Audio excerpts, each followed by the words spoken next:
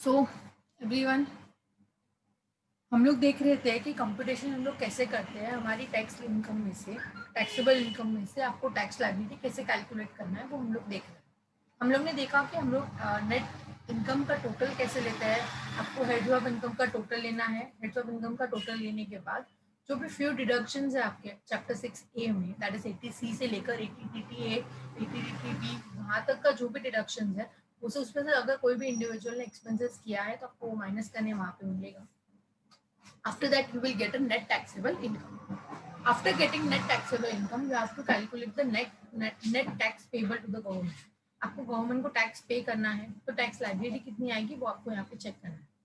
तो यहाँ पे just take example of rupees, that is आपका नेट टैक्सेबल इनकम जो आया वो that is 10 lakh rupees. Just take example, 10 lakh रुपए आपका इनकम आता है। 10 लाख में से अगर आपका कोई कैजुअल इनकम है, what do you mean by casual income? हम लोग ने इनकम फ्रॉम अदर सोर्स में देखा था कैजुअल इनकम, याद है कुछ?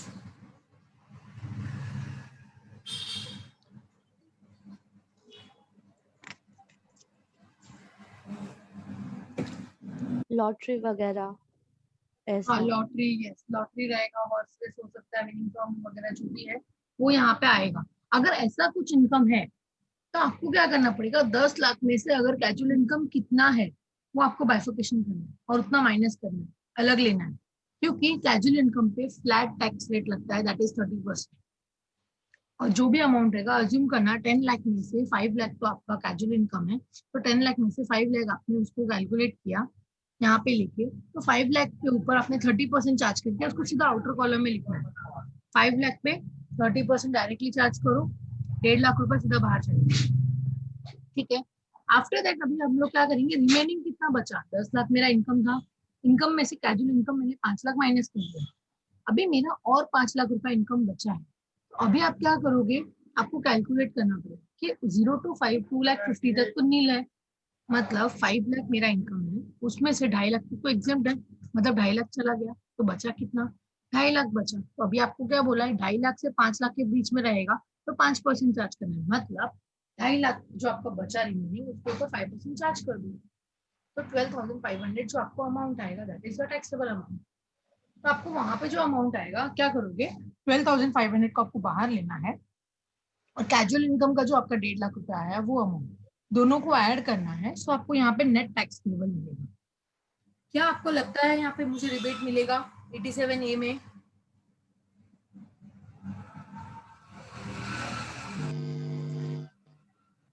यहाँ पे आपको रिबेट नहीं मिलेगा, क्यों? क्योंकि आपका जो टैक्सेबल इनकम है वो 5 लाख से ज्यादा है। मैंने आपको बोला था यहाँ पे 10 लाख है हमारा टैक्सेबल इनकम, 5 लाख से कम होता तो हम लोग यहाँ पे 12,500 के लिए दे देते।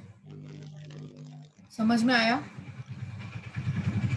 उसके यस। बाद आपको सेस तो ऐड करना ही है, मैंने बोला एजुकेशन सेस वगैरह जो सेस लग रहा है आपको यहाँ पे 4%, वो तो आपको ऐड करना ही है। ठीक है, तो आपको मिलेगा नेट टैक्स पेबल। ये सब ऐड ऑन करने के बाद आपको मिलेगा नेट टैक्स पेबल। मतलब ये सब में हमने रिबेट माइनस नहीं किया, बट अगर मेरा इनकम 5 लाख से कम होता तो मैं रिबेट माइनस कर सकती हूँ।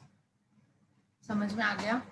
सो यहाँ पे आपको पहले क्या करना है, टैक्स रेट, पहले आपका नेट टैक्स पेबल कितना आएगा, सॉरी नेट इनकम कितना है, टैक्सेबल इनकम, वो फाइंड आउट करो। उसके बाद ये टैक्स रेट है आपके सामने, वो एप्लीकेबल करना है। रिबेट अगर आपको मिल रहा होगा तो आप देखो, 5 लाख से कम होगा तो मिलेगा आपको, वो माइनस करो, फिर आपको सेस तो ऐड करना ही है, तो लास्ट में अमाउंट आएगा नेट टैक्स पेबल। तो आपको गवर्नमेंट को ये लास्ट वाला अमाउंट पे ऑफ करना है। समझ में आ गया everyone? Okay, so we'll go for the first sum as an example over here. Okay, before going that, just will continue this part. That is net tax payable, you got it. After that, जो हम लोग ने interest वगैरह देखा था, अगर आपने late payment करते हो, ये जो टैक्स आपको पे करना चाहिए था वो आपने लेट पेमेंट किया, तो ये आपको यहाँ पे सेक्शन के हिसाब से आपको इंटरेस्ट भी लगेगा, जो हम लोग ने इंडिविजुअल टॉपिक पढ़ा था लास्ट सेशन में कि इंटरेस्ट कैसे कैलकुलेट करते हैं। तो आपको क्या करना पड़ेगा, जो जो इंटरेस्ट आ रहा है दैट इज 234A क्यू लगेगा। अगर आपने लेट रिटर्न फाइल किया तो 234A लगेगा। 90% से अगर आपने शॉर्ट पेमेंट किया है एडवांस टैक्स का तो आपको 1% पर मंथ के हिसाब से यहाँ पे ये भी लगेगा। फिर 234C क्यों लगेगा? अगर आपने एडवांस टैक्स का पेमेंट किया ही नहीं है सो आपको यहाँ पे लगेगा इंटरेस्ट। तो आपको क्या करना है, नेट टैक्स पेबल में से इतना ऐड ऑन करो, दैट इज इंटरेस्ट, क्योंकि आप लेट पेमेंट कर रहे हो या पेमेंट कर ही नहीं रहे हो, तो आपको 1% पर मंथ के हिसाब से इंटरेस्ट चार्ज हो। So now you will get total tax payable amount, मतलब आपको इतना अमाउंट गवर्नमेंट को पे करना है। टोटल टैक्स पेबल मतलब क्या, इतना अमाउंट आपको गवर्नमेंट को पे करना है। फॉर सपोज दैट अगर इतना अमाउंट आपको गवर्नमेंट को पे करना है और अगर आप बोलते हो कि मैंने ऑलरेडी पे कर दिया है एज ए एडवांस टैक्स के नाम पे, क्योंकि एडवांस टैक्स तो मैंने आपको बोला ना हम लोग क्वार्टरली पे करते हैं, और ये कैलकुलेशन तो आप तो फाइनेंशियल ईयर एंड में कर रहे हो। मतलब अगर आपने क्वार्टरली कुछ पे किया है, अगर आपने कुछ क्वार्टरली पे किया है तो आप यहाँ से माइनस कर सकते हो। दैट इज आप बोल रहे हो कि मैंने एडवांस टैक्स पे किया है, 45% मैंने एडवांस टैक्स पे कर लिया है, तो बाकी का जो परसेंटेज बच रहा है ना उसके ऊपर आपको टैक्स पे करना है। मतलब अभी आप क्या करोगे, टोटल टैक्स पेबल अज्यूम करना कि आपको यहाँ पे 3 लाख रुपए का टैक्स पे करने को आ रहा है, गवर्नमेंट को आपको 3 लाख रुपए पे करना है। अभी उसमें से आप बोल रहे हो कि 3 लाख में से मैंने एज ए एडवांस टैक्स जो है वो ऑलरेडी पे कर दिया है, दैट इज 2 लाख मैंने ऑलरेडी पे किया हुआ, तो रिमेनिंग कितना बचा, 1 लाख। सो अभी यहाँ पे क्या होगा, 1 लाख इज पेबल आएगा, क्योंकि जो आपने ऑलरेडी गवर्नमेंट तक पे कर दिया है वो आपको वापस पे करने की जरूरत नहीं। समझ में आया एवरीवन? मतलब टोटल टैक्स पेबल में से दो चीजें माइनस होती है, या तो आपकी इसमें से सैलरी में से या इनकम में से टीडीएस डिडक्ट हुआ होगा, तो टीडीएस क्या होता है वो नेक्स्ट टॉपिक है हमारा, वो हम लोग देख लेंगे कि क्या होता है, ठीक है। बट अगर टीडीएस इज जस्ट नॉर्मल, अगर मैं आपको बताऊँ तो टैक्स डिडक्शन एट सोर्स है ये। नॉर्मली टैक्स आपकी सैलरी मतलब इनकम, कोई भी टाइप की इनकम होगी तो आपका यहाँ पे डिडक्शन हो जाएगा, दैट इज टीडीएस का। अगर आपका इनकम में से टीडीएस डिडक्ट हुआ है या एडवांस टैक्स आपने पे किया है तो आप टैक्स पेबल में से माइनस कर सकते हो। उसके बाद अगर आपका अमाउंट पॉजिटिव आ रहा है दैट मीन्स टैक्स अभी भी स्टिल पेबल है, अगर अमाउंट नेगेटिव आ रहा है मतलब वो रिफंडेबल है, सो आपके अकाउंट में 3 महीने या 4 महीने के अंदर वो रिफंड आ जाए। समझ में आया? Clear everyone? Hello? Yes, ma'am. So we'll see first example over here. From the particular of Mr. Salman for the year ended 31st March 2019, find out his taxable income from business and for the assessment year 2020 and 21. अभी हम लोग total income का सम कर रहे हैं, तो हम लोग को यहाँ पे ये माइंड सेट करना है,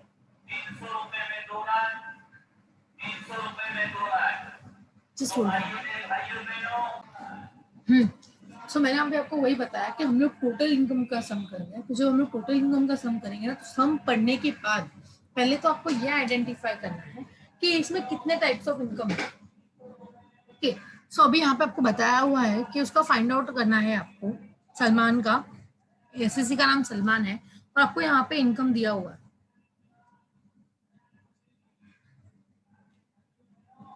मतलब अभी आपको क्या करना पड़ेगा, इनकम आपको पूरा दिया हुआ है, दैट इज पहले ये लोग ने बोला है कि मतलब इसके पास सी आपको यहाँ ये आप ये फॉर्मेट कभी देखा था आपने, कुछ याद आ रहा है? ये फॉर्मेट आपने कौन से चैप्टर में पढ़ा है? From business and profession. मतलब ये सलमान जो अपना एसएससी है उसका बिजनेस है, क्योंकि नेट प्रॉफिट भी दिया हुआ है मतलब वो बिजनेस भी है।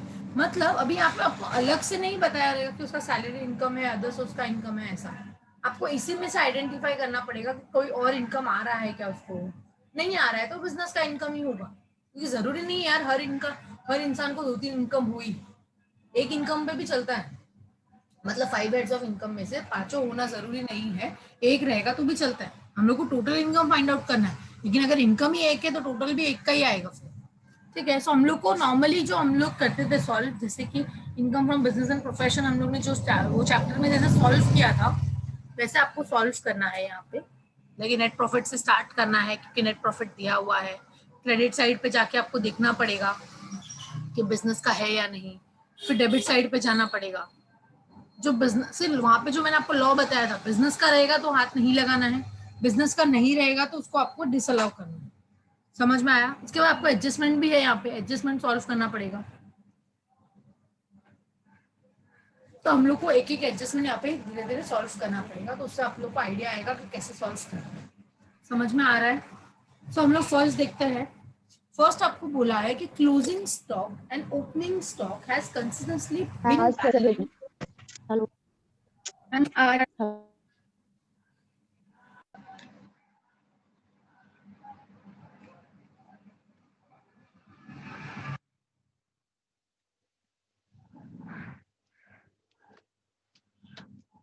हेलो,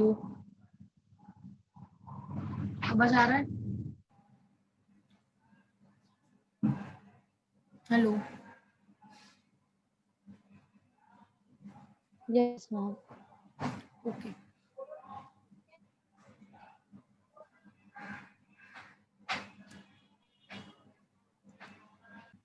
तो यहाँ पे एडजस्टमेंट है जो आपको सॉल्व करना है।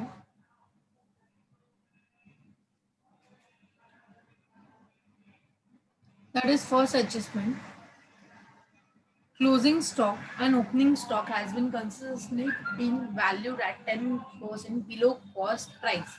मतलब यहाँ पे आपको बताया है कि आपने क्लोजिंग स्टॉक और ओपनिंग स्टॉक जो रिकॉर्ड किया है, मतलब इसके पहले जो आपने देखा वो 10% बिलो है कॉस्ट प्राइस से। मतलब हम लोग ने यहाँ पे जो देखा, जस्ट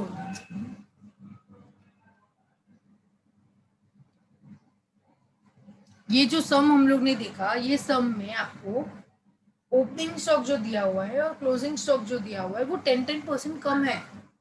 दैट मीन्स आप बोल सकते हो कि ये जो रिकॉर्ड किया है वो 10% कम रिकॉर्ड किया है, मतलब 90% ही रिकॉर्ड किया, ऐसा बोल सकते हो आप। बट हम लोग अकाउंटिंग जो करते हैं वो हम लोग को 100% का रिकॉर्डिंग करना पड़ेगा, क्योंकि हम लोग पूरे साल भर का कर रहे हैं। तो अकाउंटिंग आपको जो करना है वो 100% होना चाहिए। बट यहाँ पर आपका एडजस्टमेंट बोल रहा है कि ओपनिंग स्टॉक जो है और क्लोजिंग स्टॉक दोनों ही आपने 10% बिलो कॉस्ट प्राइस रिकॉर्ड किया है। सो अभी आप क्या करोगे ना, 10% जो है उसको दोनों को 10% आपको बढ़ाना है, आपको उसको रिकॉर्ड करना पड़ेगा।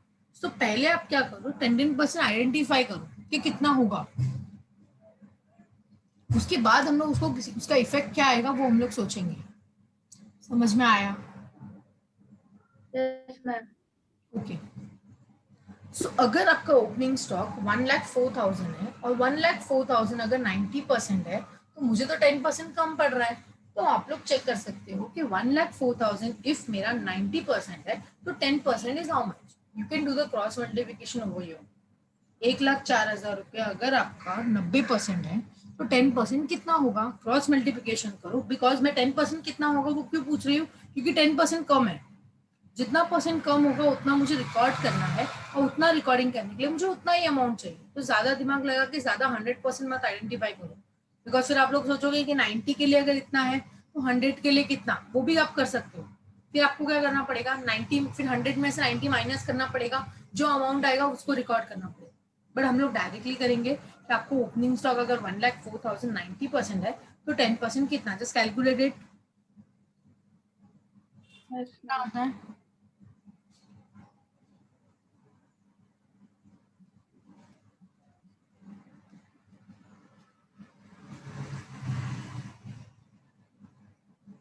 कितना आया?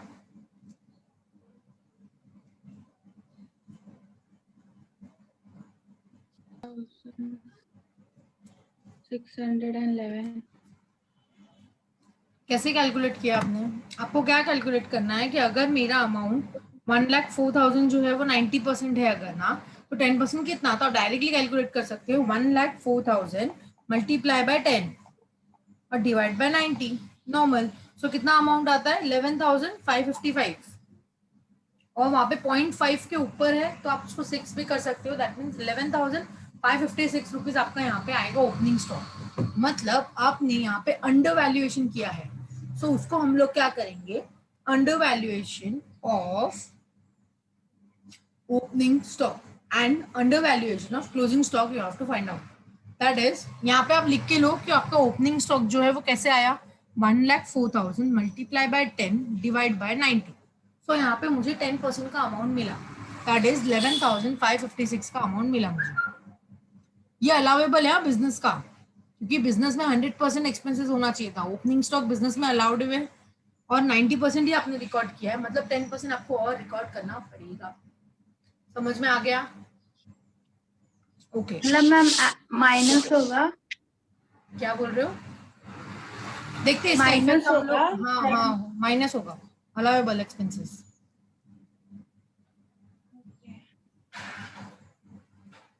उसके बाद नेक्स्ट अगर आप देखोगे तो हम लोग ने क्लोजिंग स्टॉक भी तो कम रिकॉर्ड किया है। तो जैसे ही आपने ओपनिंग स्टॉक फाइंड आउट किया वैसे आपको क्या करना है, क्लोजिंग स्टॉक भी फाइंड आउट करना है। तो जस्ट कैलकुलेट करना, 2,10,000 अगर 90% है तो 10% कितना, तो नॉर्मल कैलकुलेशन 2,10,000 पे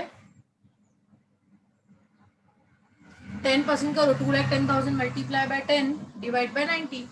तो यहाँ पे आपको 10% का अमाउंट मिल जाएगा। आप जिससे डिवाइड कर रहे हो आपको उतना परसेंट का अमाउंट मिलेगा। 23,333।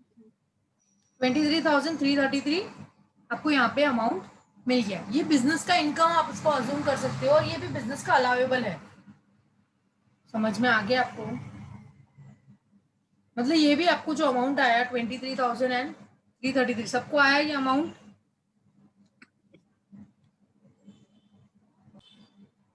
आया अमाउंट 23,333। इसको आपको क्या करना है, ये अलाउेबल इनकम है आपके बिजनेस का, तो आपको यहाँ पे इसको ऐड करना पड़ेगा कि allowable income.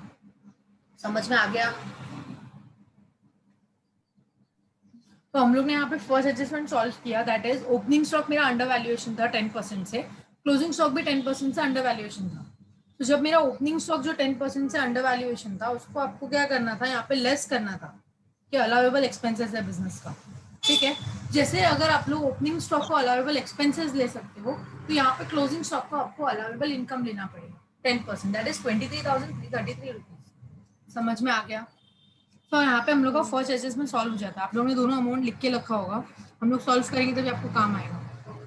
So second adjustment आपको बोल रहा है कि depreciation as per income tax के हिसाब से 17,200 रुपया है। मैंने आपको income from business and profession के टाइम पे समझाया था कि डेप्रिसिएशन का जो इनकम टैक्स के हिसाब से अमाउंट है उसको हम लोग क्या करते हैं, लेस अलाउेबल एक्सपेंसेस करते हैं, दैट इज 17,200 रुपीज। ये अलाउेबल होगा, मतलब आपको यहाँ से माइनस करना है लास्ट में से अलाउेबल एक्सपेंसेस, दैट इज 17,200। और जो भी पीएनएल के डेबिट में होगा उसको आपको क्या करना है, डिस अलाउ करना है। याद आ रहा है ऐसा कुछ? एडजस्टमेंट वाला लेस करते हैं और ऊपर जो रहता है उसको हम लोग ऐड बैक करते हैं। तो यहाँ पे डेप्रिसिएशन नेट प्रॉफिट के ऊपर दिया हुआ है, दैट इज 18,000। 18,000 को आपको यहाँ पे ऐड बैक करना है ऐसे डिस अलाउ एक्सपेंसेस, एंड जो एडजस्टमेंट वाला है उसको आपको क्या करना है, अलाउेबल करना है। अलाउ। हाँ, तो यहाँ पे हम लोग का सेकेंड एडजस्टमेंट भी हो गया। थर्ड एडजस्टमेंट बोल रहा है कि amount of sales include a sum of ₹41,250 representing the value of goods withdrawn for the uses of Salman family members. Salman कौन है यहाँ पे? सलमान एसएससी है, खुद है। तो जब खुद की फैमिली के लिए आपने गुड्स विड्रॉ किया है तो क्या ये बिजनेस का होगा क्या? नहीं, नहीं। ये तो पर्सनली होगा। तो इसका जो ये भी पर्सनल है, मतलब इतना तो समझ में आया कि ट्रांजेक्शन नंबर 3, मतलब जो एडजस्ट नंबर 3 बोल रहा है that is your personal related. But क्या है वो हम लोग देख लेते हैं कि आपने जो गुड्स खरीदा है, जो पर्सनल यूज के लिए आपने ले लिया, वो आपने गुड्स तो खरीदा होगा। आपने जो गुड्स खरीदा था वो आपने बिजनेस के लिए खरीदा था, मतलब कस्टमर को बेचने के लिए खरीदा था। तो कितने में खरीदा था देखो जरा, 41,250 में आपने खरीदा था कस्टमर को बेचने के लिए। लेकिन अभी वही प्रोडक्ट का रिक्वायरमेंट आपको भी आज लगा, आज आपको लगा कि आपको वो प्रोडक्ट यूज करना चाहिए। सो आप क्या करोगे, अभी वो प्रोडक्ट जब यूज करना चाहिए तो आप मार्केट में खरीदने जाओगे या खुद की दुकान से ही लोगे? जब प्रोडक्ट खुद की दुकान मार्केट। में मिल रहा है तो मार्केट से क्यों जाओगे आप? जब सेम प्रोडक्ट मुझे खुद की दुकान से मिल जाता है तो मैं मार्केट में क्यों जाऊँ, क्योंकि मैंने ऑलरेडी लिया हुआ है ना यहाँ पे। फॉर एग्जाम्पल से अगर मैं आपको बात करूँ, शू का एग्जाम्पल लेते हैं कि मैंने एक शूज लिया है 41,250 का, एग्जाम्पल इम्पोर्टेड शूज है अच्छा खासा, 41,250 का शूज मैंने लिया है। हम लोग का शू का बिजनेस है, तो मैंने मेरे बिजनेस में 41,250 का मेरे डैडी ने खरीदा था, वो मेरे बिजनेस में पड़ा हुआ है। अभी मुझे शू का रिक्वायरमेंट है, मेरे को लगता है अभी पार्टी में जाना है तो शू चाहिए मुझे। तो अभी मैं क्या करूँ, मेरी दुकान से लूँ या मैं मार्केट में जाके खरीदूँ? मार्केट। क्यों ऐसा? खुद का बिजनेस है तो आप मार्केट जाके खरीदोगे? बिजनेस अलग होता है इंडिविजुअल। नहीं नहीं, ऐसा नहीं है। वो ठीक है, वो अलग बात है, सही बात है, लेकिन जब मेरे को मिल रहा है मेरे घर से, वो सब मैं नहीं सोचूंगी उस समय। मुझे बहुत अर्जेंट रिक्वायरमेंट है तो मैं क्या सोचूंगी, अरे यार उधर जाके भी पैसे दे के लेने ही है, ऐसा चाहे इधर से ही ले लूँ ना, मैं मेरी दुकान से, मेरा खुद का ही तो है। तो आप यहाँ पे ये सोच के आपने क्या किया, गुड्स विड्रॉ कर लिया आपने, गुड्स विड्रॉ कर लिया आपने बिजनेस में से। तो जब आपने गुड्स विड्रॉ किया है बिजनेस में से, तो उसको ड्रॉइंग बोलते हैं, तो ये पर्सनल यूज हो गया मेरा। समझ में आया? तो अभी आप क्या करोगे यहाँ पे, अगर आप वही प्रोडक्ट, मतलब वही जो शू है, अगर आप मार्केट में से खरीदने को जाते ना, तो आपको कितने में पड़ता? मार्केट का वैल्यू बताया देखो आपको, 45,250 में पड़ता। समझ में आ रहा है? यस। मतलब अगर आप मार्केट में जाके ये प्रोडक्ट खरीद रहे हो, सो ये आपको 45,250 में पड़ रहा है, लेकिन आपने यही प्रोडक्ट कितने में खरीदा था? ये प्रोडक्ट आपने 27,850 में खरीदा है। वही शूज नॉर्मली कस्टमर को हम लोग 41,250 में बेचते हैं, अगर वो मेरी शॉप से खरीदेगा तो 41,250 में हम लोग उसको बेचते हैं। यही प्रोडक्ट मैंने कितने में खरीदा था? 27,850 में मैं खरीद के लेके आई थी, और मैं 41,250 में कस्टमर को सोल्ड कर दी। ये क्लियर हुआ? लेकिन अगर ये प्रोडक्ट मैं मेरे बिजनेस से नहीं लूंगी, और आप लोग बोल रहे हो कि आप मार्केट में जाके खरीदोगे, तो मुझे मार्केट में कितना पैसा देना पड़ेगा? 45,250 देना पड़ेगा। लेकिन मैं मार्केट में जाके नहीं खरीद रही हूँ, मतलब मैंने कितना पैसा बचाया, कितना सेविंग किया, आपको यहाँ पे वो कैलकुलेट करना है। सो आपको यहाँ पे क्या करना पड़ेगा, 27,850 आपका जो एक्चुअल प्राइस है, जितने में आपने वो प्रोडक्ट खरीदा था, उसमें से आपको 45,250 माइनस करना है। दैट मीन्स आपने उतना अमाउंट बचाया, मतलब उतना आपको अमाउंट में प्रॉफिट हुआ। वो भी आपके सेल्स में अमाउंट में इंक्लूड है। पढ़ना फर्स्ट वर्ड पढ़ना था एडजस्टमेंट का, अमाउंट ऑफ सेल्स इंक्लूड्स, मतलब जो भी प्रॉफिट अर्न किया है आपने 27,850 में से 45,250 माइनस करो, तो जो भी अमाउंट आएगा तो वो आपने क्या किया हुआ है, इसमें इंक्लूड किया हुआ है।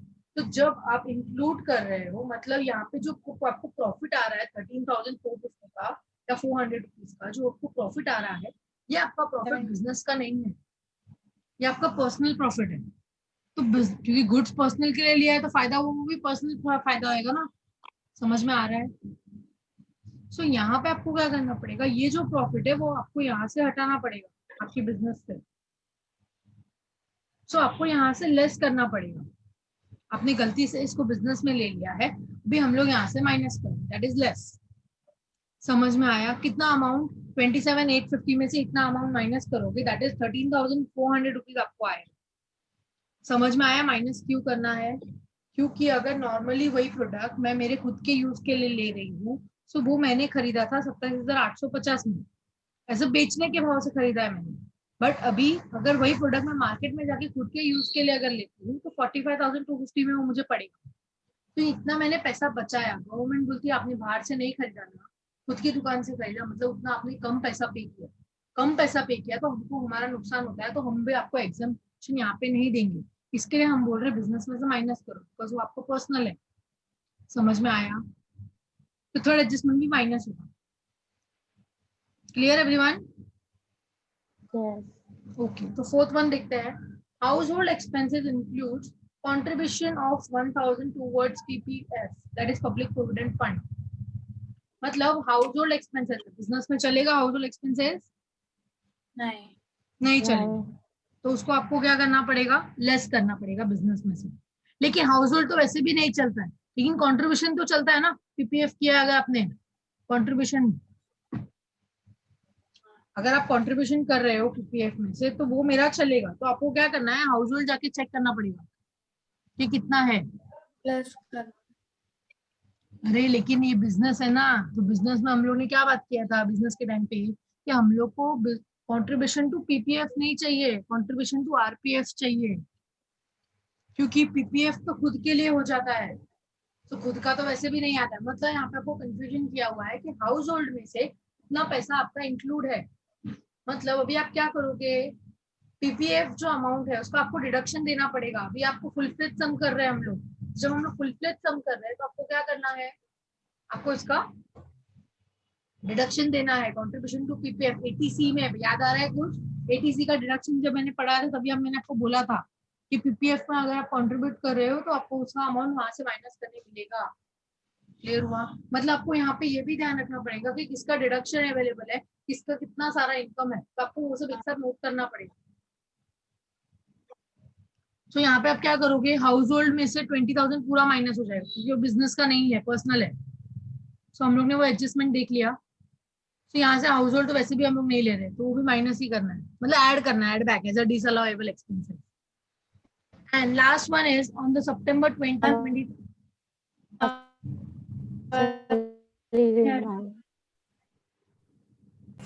सो हम लोग लास्ट एडजस्टमेंट देख रहे थे, that is on September 20 Salman has receive a gift of ₹96,000 from a friend. Friend से आपको 96,000 का गिफ्ट मिला है। तो ये बिजनेस का है क्या? नहीं, ये बिजनेस का तो नहीं है, लेकिन गिफ्ट जो है वो टैक्सेबल तो है क्योंकि ऑन द टाइम ऑफ कौन से टाइम पे आपको गिफ्ट मिला है वो बताया नहीं है, और वो भी 96,000 आपको कैश दिया है। मैंने आपको गिफ्ट के टाइम पे बताया था इनकम फ्रॉम अदर सोर्स में, दैट इज अगर 50,000 से अगर आपका क्रॉस हो जाता है आपका अमाउंट तो आपको फुल्ली अमाउंट टैक्सेबल है। तो आपको इनकम फ्रॉम अदर सोर्स का एक अमाउंट मिल गया, मतलब बाकी सब पूरा बिजनेस से रिलेटेड है, और ये एक अमाउंट जो लास्ट वाला है दैट इज 96,000 वो आपका जो जाएगा वो इनकम फ्रॉम अदर सोर्स में जाएगा। हाँ, वो हाउस होल्ड का आपने क्या बोला, 20,000 ऐड होगा ना, ऐड बैक होगा ना बैक होगा। हाउस होल्ड अब एक्सपेंस हाँ, हाउस का। होल्ड तो हमारा एडजस्टमेंट यहाँ पे सॉल्व हो गया है। सो अभी आपको यहाँ पे क्या करना है, ये जो पीएनएल आपके सामने है, स्क्रीन पे जो आपको पीएनएल दिख रहा है, उसको आपको क्या करना है, खुद से सॉल्व करना है, मतलब जैसे हम लोग ने income from business and profession में किया था वैसा। और income from business and profession का अमाउंट कितना आ रहा है वो आप मुझे बताओगे, तो उसके फर्दर कैलकुलेशन कैसे करना है वो हम लोग सीखेंगे, क्योंकि इंडिविजुअल सम तो ऑलरेडी हम लोग सीख चुके हैं, तो आप लोग वहां से रेफर कर सकते हो कैसे सॉल्व करते हैं। ओके, क्लियर हुआ? मतलब आप लोग मुझे income from business and profession का टोटल अमाउंट बताओगे, इनकम फ्रॉम अदर्स उसका अमाउंट तो मैंने आपको बता ही दिया है, तो दोनों का टोटल हो जाएगा, तो उसको टोटल को हम लोग बोलते हैं ग्रॉस टैक्सेबल इनकम। तो उसका आगे का फर्दर कैलकुलेशन कैसे है वो हम लोग will see in the next lecture. Clear everyone? तो मुझे यहाँ पे सिर्फ इतना ये होमवर्क है आपका, ये आपको सॉल्व करना है, और income from business and profession का अमाउंट कितना होगा वो मुझे आप बताओगे। तो नेक्स्ट लेक्चर में हम लोग इसको कंटिन्यू करेंगे। Clear everyone? Okay, bye bye.